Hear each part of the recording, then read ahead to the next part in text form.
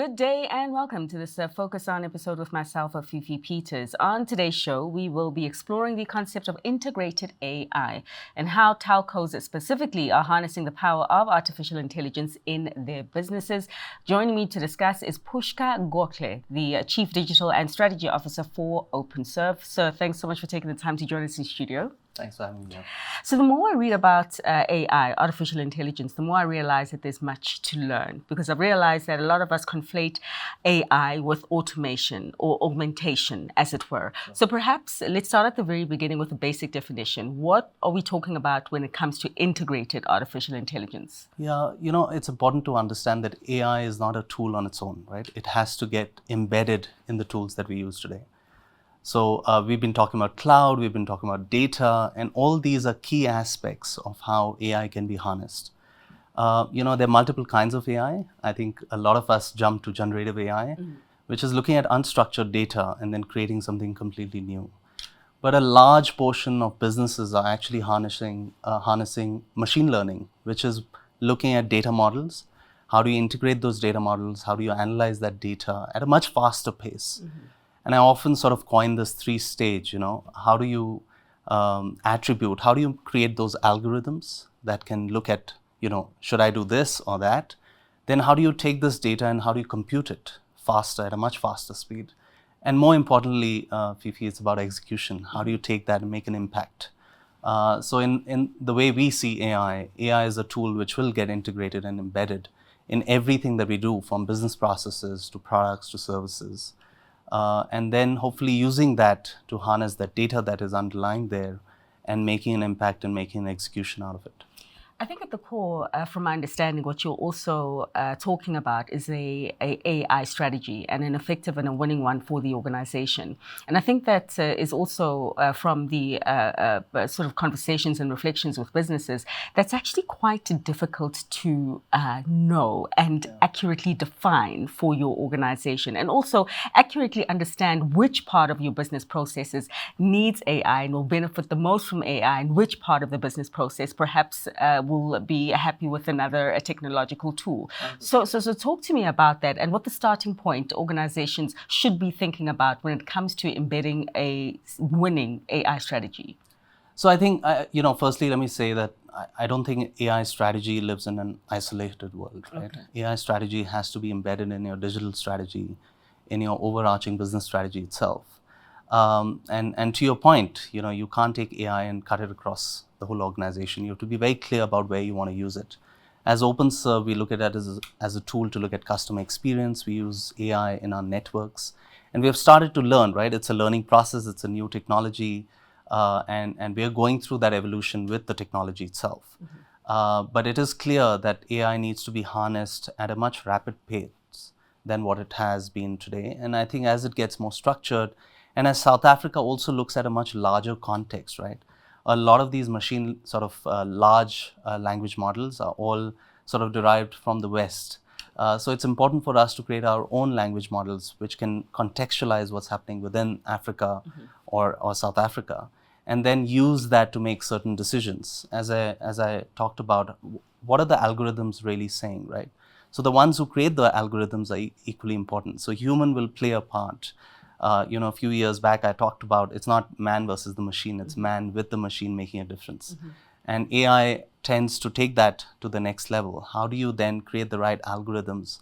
Then how do you make sure that the algorithms can self-correct, right? So as those patterns emerge, how do you then correct those? And then lastly, obviously, as I keep saying, can you improve your experience?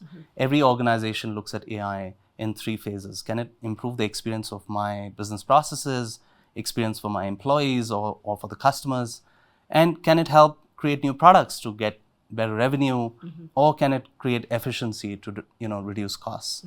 So I think the strategy per se is about the business strategy. And OpenServe, as part of Telecom Group, I think we are very clear about connecting homes, connecting premises, and we'll continue to drive that. Within that space, how do we then integrate AI into the processes, into artifacts that we've brought to the market? A couple of years ago, or 3-4 years ago, we launched OpenServe Connect app, which was a first of its kind from a wholesale perspective. And what it does, it allows you self-healing of the network. So when you're sitting at home and if your network goes down, you can actually self-correct it and self-heal it rather than a tech coming out. And we've seen great response from the customers. Now those algorithms have been fed in, and then we keep improving on those. And that's a classic example of how simple steps in AI can improve a customer experience. So 2 points I want to pick up on. The pace at which you have described the adoption of artificial intelligence presently, and it's a pace that you have said that essentially your sentiments are it's too slow. And also the fact that there's not enough local AI. A lot of the offerings that we are using on the African continent are imported from elsewhere. So let's talk about the pace. What is slowing it down, as it were, and how can it be accelerated? I think it's not just about how fast can we use it. It is a building block. Mathematics and science STEM become very important for the next generation and the coming generation. So the right skills have to be adopted. The right kind of language models that can be computed can be adopted, and also how do we use that data correctly? I'm very positive about how South Africa is looking at it. When I spoke about creating small language models or large language models which are South African or African, I think a lot of work has started. There's a lot of synergies between public, private, and educational institutions that are looking at building that. Currently, a classic example is everyone talks about Copilot, Microsoft Copilot. And in the next 6 months, Satya spoke about, their CEO spoke about bringing web work and pages. What essentially it means, they're going to integrate AI into all their products and services, and they already started doing it.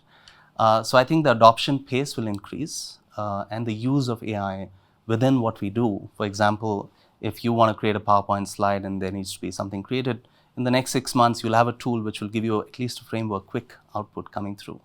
And I think that pace will become better and better. The adoption has to be based on what you need it for. So, for example, in OpenServe, we continuously are looking at our network and saying, can I predict the next break? Can I proactively maintain my network?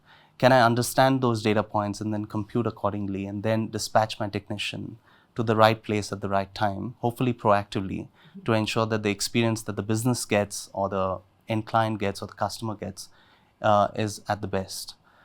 So those scenarios are going to be important for us to understand where we use it. And with that, I think the adoption pace will also increase. Importantly, what is the return of investment that every business looks at? And there are so many models out there. Sure. Yeah. So you have to keep looking at different kinds of models, which works for you. Some models focus on only code.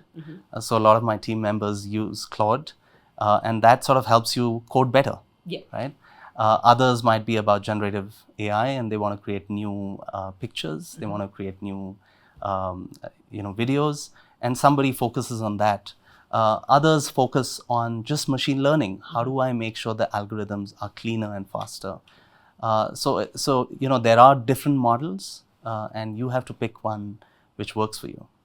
I do understand that you were also recently a speaker at the Africa's major tech festival recently. Perhaps you can reflect on the sentiments there on the ground amongst yourself and your colleagues, and I suppose more importantly, your key takeaways in terms of emerging trends in the space for the continent. Yeah, firstly, a great conference to be part of. Gives us an opportunity, from a brand perspective, also to connect with customers and clients, and like-minded technologists as well as business leaders. I think the underlying theme within that conference was about how do we use AI in a positive manner across Africa. I think that was the theme around it. And then you had different aspects to it. FinTech looking at how do you harness AI in the financial and banking services. Telcos looking at AI, how do you improve the network quality? How do you take that network and make it more autonomous? And then, of course, you've got OTT players, you've got Google's and Microsoft who may be providing AI as a software or as a tool, trying to understand what the business needs are. I think one of the key takeaways for me was that everyone is going through that evolution together, and there's a lot to learn from each other. Everyone is trying to make the right bet as to which AI tool should I use. And secondly, I think there was a consensus of saying we need to build the platform within South Africa or Africa in general. We have to create the right algorithms which are don't have biases within them, right? We have to understand. You asked my name, and if you ask, I was joking at the conference. If you still put my first name in, it might come back as Pushcart, right? And there's an inherent bias because it doesn't understand what Pushkar means because it's a place, and it'll give you a different output. And it might do the same with your name.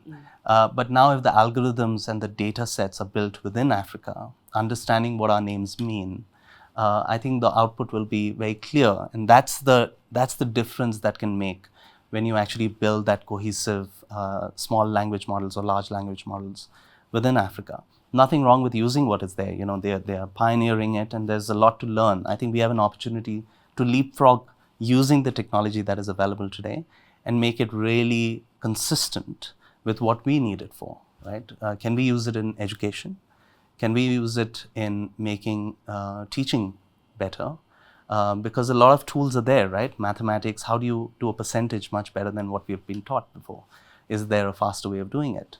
And I think those aspects will become important for us. And that was sort of the conversations that we had as business leaders and technologists. Sure, and I imagine it will take a multi-stakeholder approach. I mean, this implementing the African AI for Africa in the manner that is most desirable and conducive for growth, all hands on deck, as it were, from the guys who will be responsible in pioneering the skills development to those who will be responsible for shaping the right regulation and policy to enable such to happen.